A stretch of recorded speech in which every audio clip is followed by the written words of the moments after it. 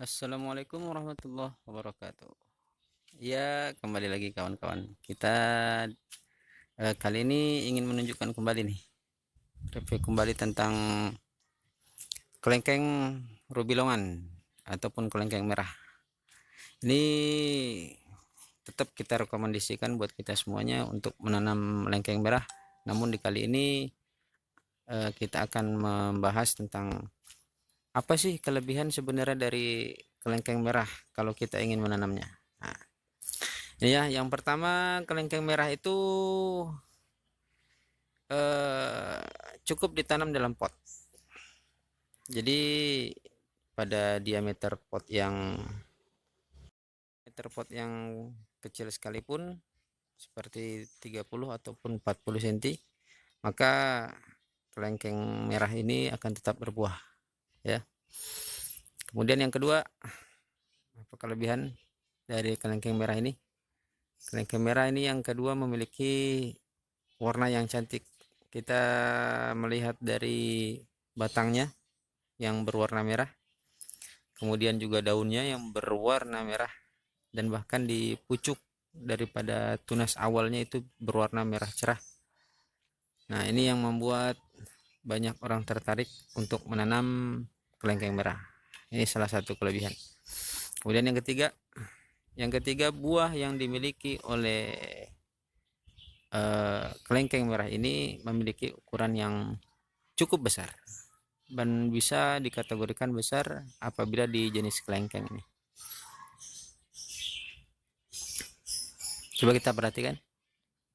Ini ukuran daripada buahnya. Besar.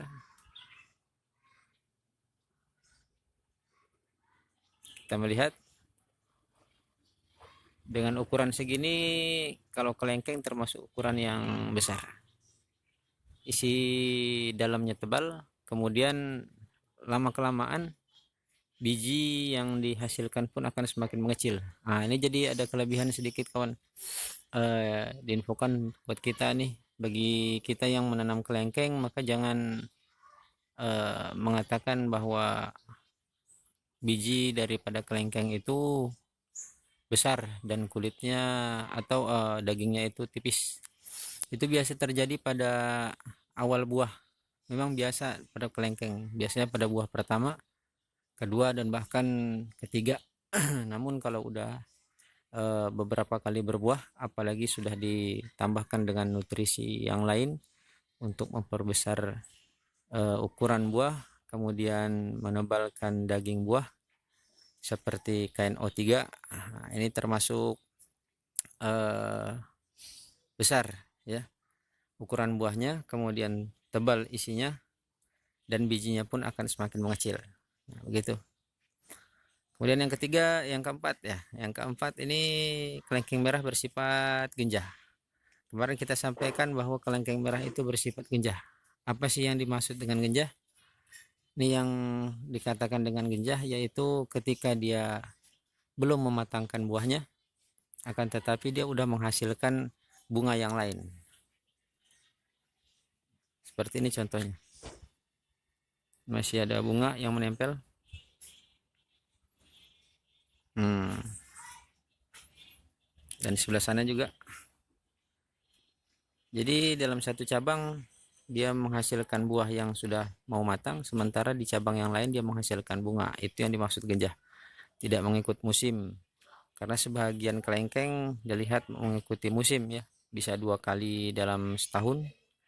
Jadi mereka mendapatkan buah yang langsung banyak, tetapi mereka hanya mendapatkan buahnya itu sekitar 2 kali dalam setahun. Berbeda dengan kelengkeng merah ini, yang mana dia memiliki sifat yang genjah. Jadi kalau cabangnya banyak, maka buah yang dihasilkan pun insya Allah tidak akan pernah berhenti ataupun putus. Itu kelebihan. Kemudian kelebihan yang selanjutnya daripada kelengkeng robilongan ini, yaitu dia memiliki tingkat kemanisannya yang sangat tinggi. Bahkan bisa mencapai 21 sampai 25 Brix. Wah, kalau kita mengikut dari hitungan Brix ataupun ukuran manis. Maka lewat daripada 20 itu termasuk ukuran yang sangat manis ya. Nah, inilah beberapa kelebihan. Oh, maaf, satu lagi, kelengkeng ruby longan ini ternyata dia sangat tahan di berbagai kondisi. Baik dia di waktu musim hujan ataupun musim panas, tetap tahan. Baik dia di dataran tinggi ataupun dataran rendah, tetap mau berbuah. Jadi kawan, ke pohon ruby longan ini, kelengkeng merah ini cenderung selalu merunduk ya, merunduk gitu. Cabang yang dihasilkan pun akan merunduk terus. Jadi selalu lebat ke bawah. Sementara saya ingin menghasilkan batang tegak untuk batang tengahnya dulu ya, maka saya berikan suatu penopang ataupun seperti ajir yang besar nih. Dan kalau kita biarkan selama 1 ataupun 2 bulan, dia akan lurus dengan sendirinya. Nah, nanti kalau udah lurus di atas ya, di pojok sana baru kita hasilkan cabang. Supaya bentuknya nanti akan seperti payung. Nanti yang cabang-cabang di bawah ini udah siap-siap nih untuk dicangkok ya. Jadi batang yang ini nanti lurus ke atas menjulang. Ini kan sekitar 2 meter ke atas. Dan kemudian di atas nanti dibuat percabangan. Nah, jadi agak lebih cantik tampilannya. Kemudian bisa juga untuk peneduh karena bentuknya nanti seperti payung di atas. Ini bakalan dicangkok sebelah kanan, kemudian sebelah kiri juga nanti akan kita cangkok insya Allah. Ini buahnya juga sebenarnya udah cukup masak. Gimana cara mengetahuinya nih? Kemarin kita kasih tahu untuk mengetahui buah kelengkeng yang sudah matang itu aroma kelengkengnya akan kita rasakan. Coba ya saya cium baunya. Sudah sangat harum nih. Apakah kita harus memakannya sekarang? Oh, jangan ya. Karena kita sekarang lagi di bulan Ramadan ataupun bulan puasa. Jangan dulu. Nanti insya Allah ini menu kita untuk berbuka puasa. Oke. Demikian kita menunjukkan tentang kelebihan daripada kelengkeng merah. Maka bagi kita yang memiliki lahan yang sempit, nggak usah kita ragu untuk menanamnya. Yang penting dia terkena cahaya matahari yang cukup, kemudian penyiraman juga yang rutin.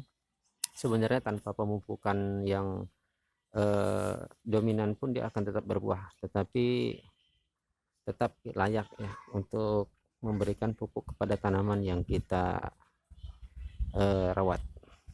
Oke, demikian dulu, mudah-mudahan bermanfaat. Assalamualaikum warahmatullahi wabarakatuh.